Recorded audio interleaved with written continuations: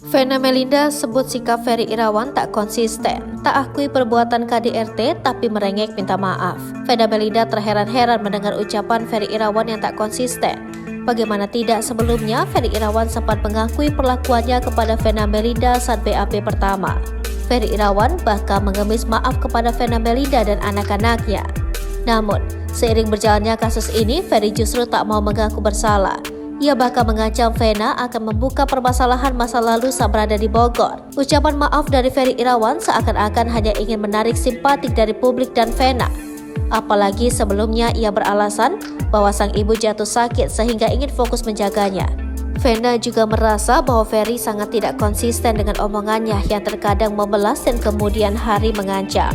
Diketahui bahwa pada Kamis 26 Januari, Vena Melinda didampingi kuasa hukumnya Hotman Paris menyambangi Polda Jatim untuk menjalani pemeriksaan lanjutan dan menyerahkan barang bukti tambahan. Dalam kesempatan tersebut, Vena Melinda diberi tawaran untuk bertemu dengan pihak Ferry Irawan guna agenda mediasi.